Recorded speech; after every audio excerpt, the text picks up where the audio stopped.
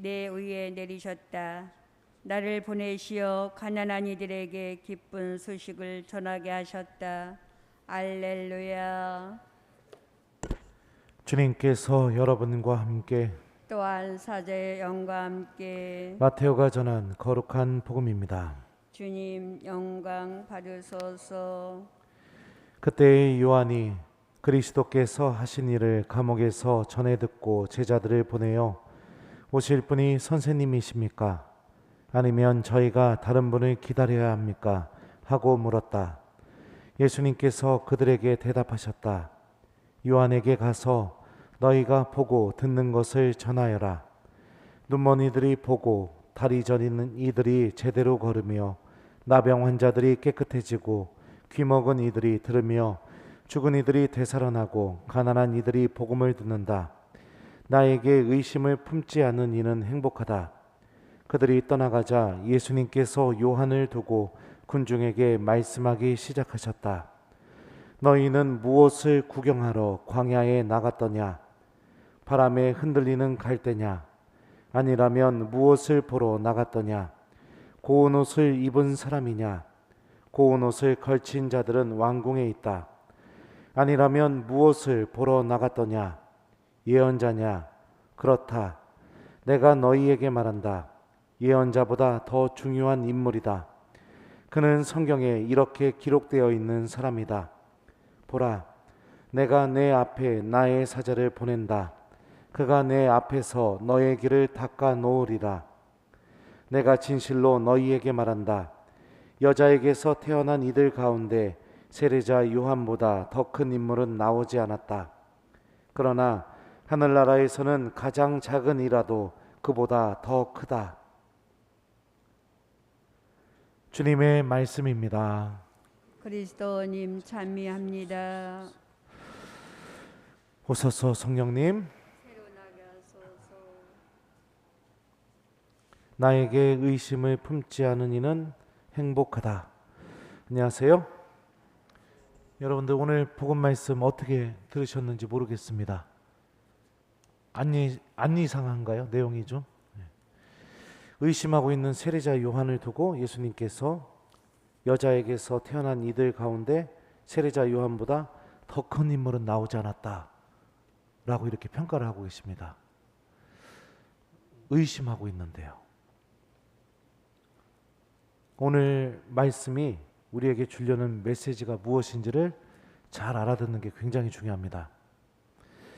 마테오 복음서, 오늘 복음은 마테오 복음서예요. 마테오 복음서에서 의심하다라는 동사가 어디서 사용이 됐었냐면 복음서 맨 마지막 부분입니다. 예수님께서 승천하시기 직전에 제자들을 만납니다.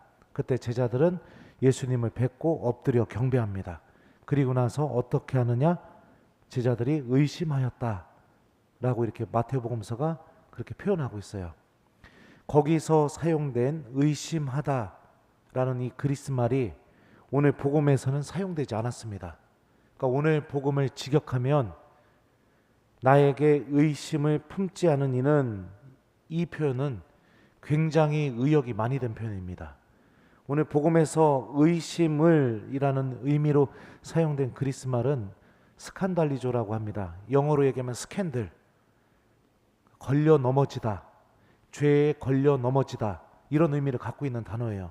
그러니까 굉장히 완곡하게 번역을 한 거죠. 그러니까 세례자 요한이 어떤 마음을 갖고 있었냐면 죄에 걸려 넘어질 정도로 자기 믿음에 대해서 굉장히 좀 문제가 되는 그런 상태였다는 것을 우리가 마테오복음서 저자가 사용한 이 단어를 통해서 알 수 있습니다. 그러면 세례자 요한은 예수님을 두고 왜 죄에 걸려 넘어질 정도의 그런 마음을 갖고 있었을까요?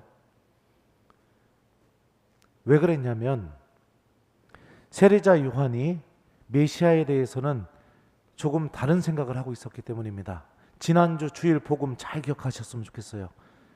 사람들이 세례자 요한에게 찾아와서 죄를 고백하고 세례를 받습니다. 바리사이들과 사두가이들도 찾아오니까 세례자 요한이 이 독사의 자식들아 이러면서 회개에 합당한 열매를 맺어라 이렇게 이야기를 해요. 그 다음에 자기 뒤에 오시는 메시아에 대해서 세례자 요한이 설명을 해줍니다. 나는 그분의 신발을 들고 다닐 수 없다. 그분은 불과 성령으로 세례를 주실 분이다. 그리고 다음 제가 지금 읽어드릴 말씀인데요. 잘 들어보십시오. 세례자 요한이 생각했던 메시아의 모습, 그러니까 예수님께서 오셔서 당연히 하실 것이라고 생각했던 모습. 손에 키를 드시고 당신의 타작마당을 깨끗이 하시어 알곡은 곳간에 모아들이시고 쭉정이는 꺼지지 않는 불에 태워버리실 것이다. 자, 알곡과 쭉정이를 구분해서 쭉정이를 꺼지지 않는 불에 태워버린다. 무엇이 연상이 되십니까? 바로 하느님의 심판, 죄인들에 대한 심판이 우리가 연상할 수 있죠.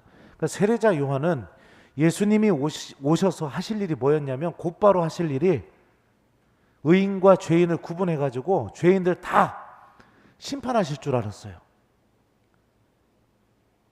그런데 예수님께서 오셔서 어떤 일을 하셨는가? 예수님이 요한의 제자들에게 이렇게 말씀하십니다. 요한에게 가서 너희가 보고 듣는 것을 전하여라. 눈머니가 보고 다리 저는 이들이 제대로 걸으며 나병 환자들이 깨끗해지고 귀 먹은 이들이 들으며 죽은 이들이 되살아나고 가난한 이들이 복음을 듣는다. 자, 여기서 언급되었던 사람들, 눈먼 사람들, 다리 저는 사람들, 나병 환자, 귀 먹은 이들, 어떤 사람을 상징하죠? 죄인들을 상징합니다. 죄인들이 치유받고 구원받고 죽은 이들이 되살아난다는 것은 하느님의 생명을 다시 얻고 가난한 이들이 복음을 듣고 하느님의 말씀을 듣고 그 말씀 안에서 희망을 찾게 되고 예수님이 오셔서 맨 처음에 하신 일이 이런 일이라는 거죠. 그러니까 예수님께서 오셔서 하실 일과 세례자 요한이 기대했던 메시아의 모습에 굉장히 큰 차이가 벌어지게 되었다는 것을 의미합니다. 다시 이야기하면 내가 원하는 대로 하느님이 당신의 일을 지금 하고 계시지 않는 거예요. 쉬운 예 중에 하나가 뭐냐면 요나가 니네베에 가서 3일 뒤에 니네베가 망한다고 합니다.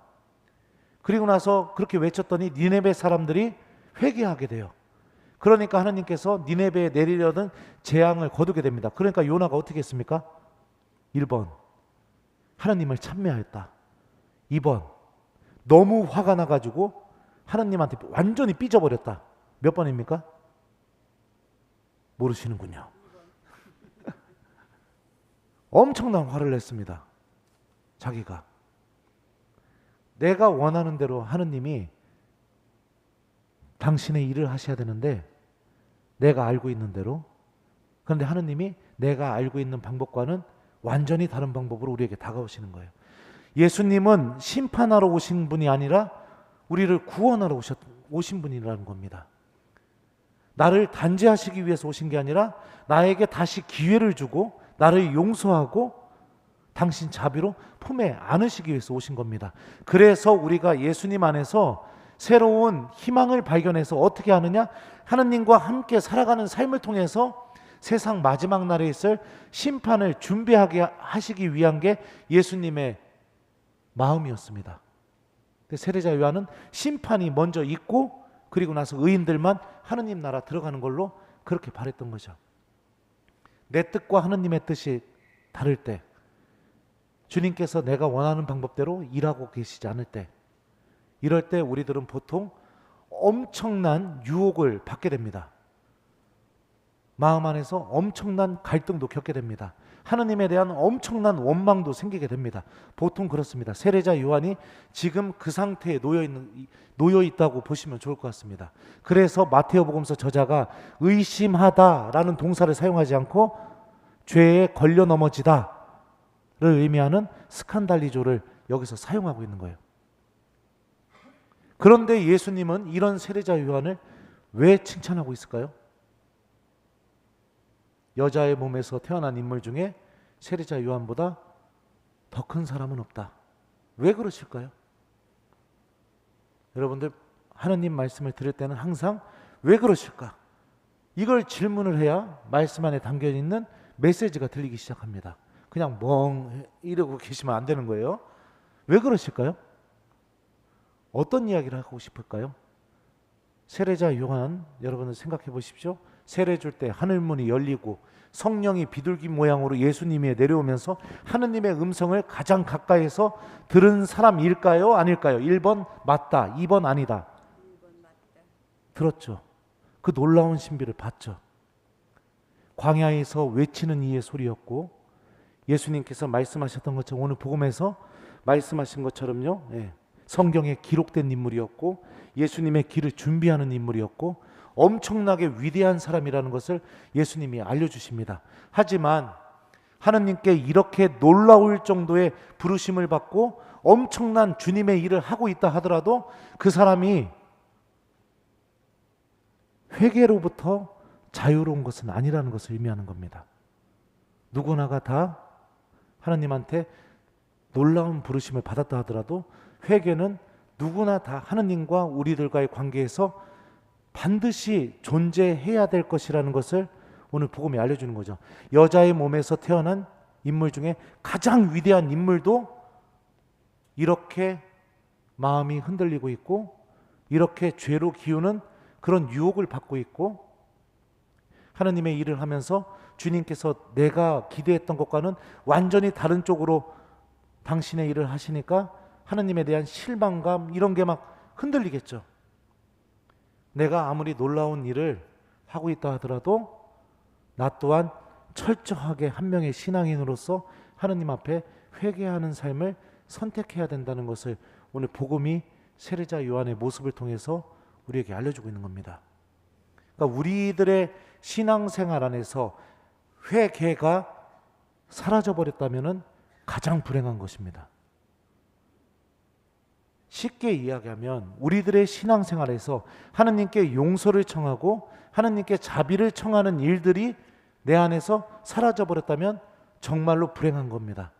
더 쉽게 이야기하면 우리들의 신앙생활 안에서 고해성사가 사라져버렸다면 정말로 불행한 것이죠. 엄청나게 위대한 세례자 요한도 회개해야 되는 한 명의 사람이라는 것을 오늘 복음이 이야기하는 것처럼 나 또한 하느님 앞에서 항상 회개를 선택하면서 살아가는 신앙인이 되어야겠죠. 오늘 이 독서 말씀을 보죠. 예수님의 재림을 기다리라고 야고보 사도가 우리에게 권고하고 있습니다. 그러면서 예수님의 재림을 이 농부에 비유를 하고 있어요. 땅의 소출을 얻기 전까지 농부도 인내하지 않습니까? 그러니까 주님의 재림이 올 때까지 우리들도 참고 기다립시다. 그러면서 참고 기다리는 방법이 무엇인지를 다음과 같이 말합니다. 형제 여러분, 서로 원망하지 마십시오. 그래야 심판받지 않습니다. 보십시오. 심판자께서 문 앞에 계십니다. 자, 서로 원망하지 않는 게 예수님의 재림을 참고 인내하면서 기다리는 아주 훌륭한 자세로 야고보 사도가 이야기하고 있습니다.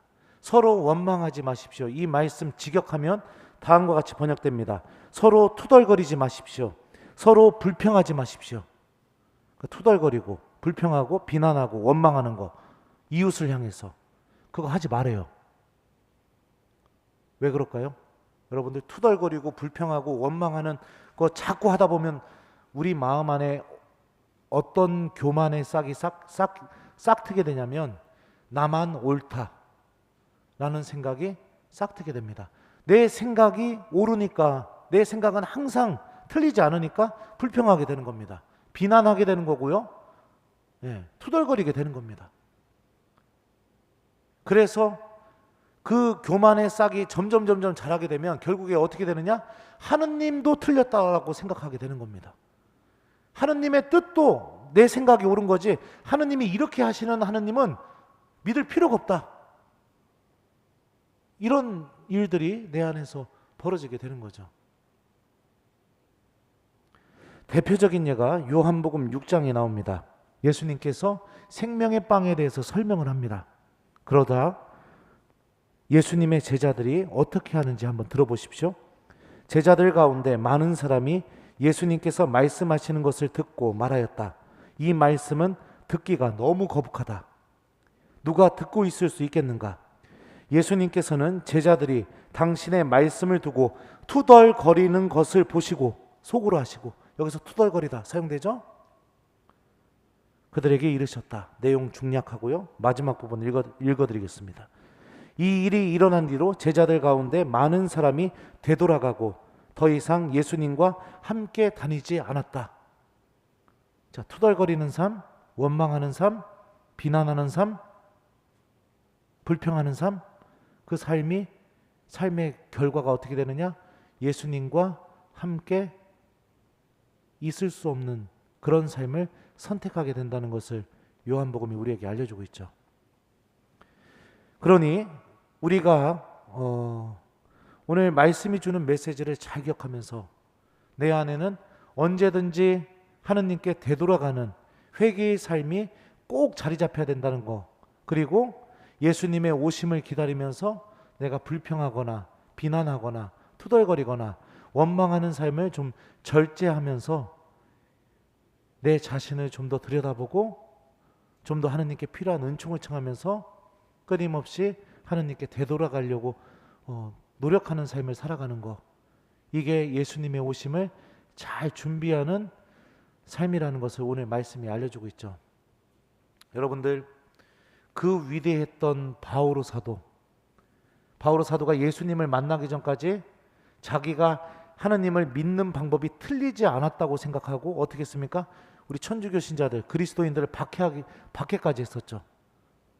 그 엄청나게 하느님을 열정적으로 사랑했던 바오로가, 그러다가 예수님을 만나고 나서 자신이 완전히 틀렸다는 것을 알게 되면서 완전히 예수님께로 돌아서는 회개를 선택하게 됩니다. 그리고 그 회개가 일어나게 되자 어떻게 됩니까? 이방인의 사도로 새롭게 변화가 됩니다. 베드로 사도도 마찬가지죠. 예수님을 배반하고 다시 예수님께 돌아와서 회개하면서 사랑한다고 고백하고, 그래서 교회의 반석으로 예수님의 양들을 돌보는 사람으로 변화가 되게 되죠. 다윗도 마찬가지입니다. 밧세바를 범하고 나서 어떻게 됩니까? 주님께 죄를 지었습니다 라고 고백하면서 회개하게 되고, 다윗을 통해서 하느님께서 메시아를 주시겠다는 그 놀라운 약속도 이루어지게 됩니다. 회개는 창피한 게 아닙니다. 부끄러운 게 아닙니다. 내가 더 하느님께 가까이 다가가서 주님께서 나를 완전히 새롭게 변화시킬 수 있도록 하느님께 모든 것을 맡기는 게 회개라는 것을 여러분들 꼭 기억하셨으면 좋겠어요. 하느님께 용서 청하는 법을 잃어버리는 신앙인은 가장 불행한 신앙인입니다. 그리고 보통 용서 청하는 법을 잃어버린 신앙인들에게서 잘 나타나는 것 중에 하나가 비난, 투덜거림, 원망, 이런 것들이 대부분 잘 나타납니다. 이게 같이 맞물려 있는 겁니다. 일독서 보면요, 예수님 이사야 연자를 통해서 하느님이 이렇게 말씀하십니다. 그분께서 오시어 너희를 구원하신다. 자, 하느님께서 오셔서 구원하시는 게 어떤 모습으로 이루어지는지 이야기되고 있어요. 그때 눈먼 이들은 눈이 열리고 귀먹은 이들은 귀가 열리리라. 그때 다리 저는 이는 사슴처럼 뛰고 말 못하는 이는 환성을 터뜨리리라. 이 말씀도 예수님의 그 모습을 다시 한번 확증해주고 있죠. 주님께서는 우리를 구원하시기 위해서 우리들이 갖고 있는 모든 영적인 장애를 극복시켜주고, 내 눈이 열리고 내 다리가 온전해지고 내 귀가 열리고, 그래서 하느님을 바라보고 주님의 말씀을 듣고 주님께로 걸어나가는 사람이 되기 위해서, 그러기 위해서 우리에게 다가오신다는 것을 기억하면서, 그런 하느님이 나에게 오시니까 내가 어떻게 하겠어요? 나의 이 못난 부분을 주님께 다 가지고 가서 용서를 청하고 자비를 청하고, 이게 당연히 하느님을 믿고 있는 사람의 선택이겠죠. 그리고 예수님의 오심을 기다리기까지 우리가 이웃에 대한 투덜거림, 비난, 이런 것들을 좀 단식하면서 살아간다면 언제나 하느님의 은총이 우리 교우들과 함께 있을 거라고 생각이 듭니다. 숙제 드릴게요. 일주일 동안 여러분들 대림식이고요. 또 우리 판공성사 지금 보고 있고요. 그러니까 숙제는 투덜거리는 거 금지. 특히 배우자한테. 알았죠? 네, 배우자한테. 투덜거리는 거 금지. 그리고 아직 판공성서 안 보신 분들은 세례자 요한을 통해서 오늘 예수님이 얘기해 주고 있잖아요. 내가 회개하고 하느님께 돌아갈 준비를 잘하기. 두 개 중에 하나 이번 한 주 동안 꼭 실천해 봤으면 좋겠습니다. 요한에게 가서 너희가 보고 듣는 것을 전하여라. 아멘.